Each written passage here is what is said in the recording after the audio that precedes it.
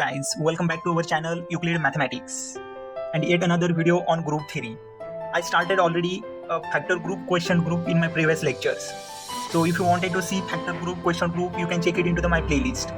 In my today's video, I will explain to you all some of the examples from factor group, question group, which are the quite easy. Most of the students found that topic quite confusing to understand.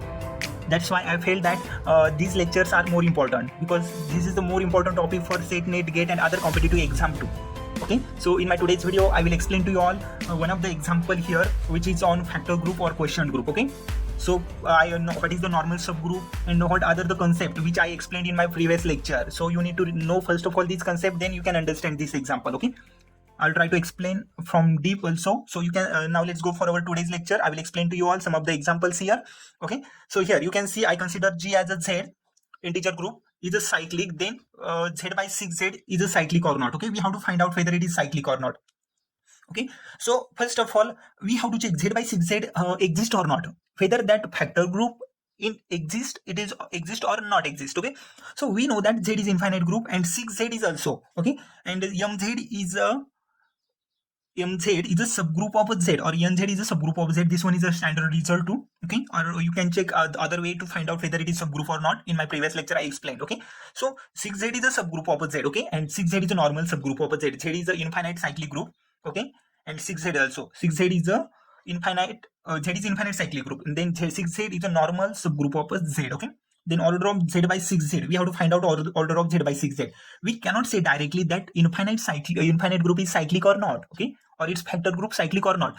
So we have to find out where that group isomorphic, where that group, the property of that group which isomorphic to the which other finite group or other group which is similar to this one. Okay, so easily we can say that this group is cyclic, abelian or other property too. Okay, so we know that order of Z by 6Z we want it here. So first of all try to form Z by 6Z. Okay, so Z by 6Z means A element from Z and plus 6Z here. So A plus 6Z. Now select A from Z. So I consider A0, 1, 2, 3, 4, 5. Okay, 0 plus 6Z, 1 plus 6Z, 2 plus 6Z, 3 plus 6Z, 4 plus 6Z, 5 plus 6Z. Okay, 6 plus 6Z under 6Z here, 0 plus 6Z. 7 plus 6Z under Z by 6Z, 1 plus 6Z. 8 plus 6Z, 2 plus 6Z. Okay, so this group repeat again and again. These values again and again getting repeated. Okay, this is the additive group. Okay, so I hope so you all have understood how this element get it here. Okay, because after all that there exists an element, but under Z by 6Z this get converted into the 0 plus 6Z to 5 plus 6Z. Okay, now count it how many elements are there. Number of element in a group means of order of group. So number of element 1, 2, 3, 4, 5, 6. That means order of a Z by 6Z is a 6. Okay, that means I got the factor group Z by 6Z whose order is a 6. Okay, but we know that Z is infinite group and 6Z too, but when we take it as a factor group we got the finite group. Okay, order of Z by 6Z is a 6, which is a finite group, and which order of group is a 6, and 6 order group which isomorphic to Z6 only. Okay, 6 order group isomorphic to Z6. So Z by 6Z is isomorphic to Z6, and Z6 contains 0, 1, 2, 3, 4, 5 elements. That means total number of 6 elements.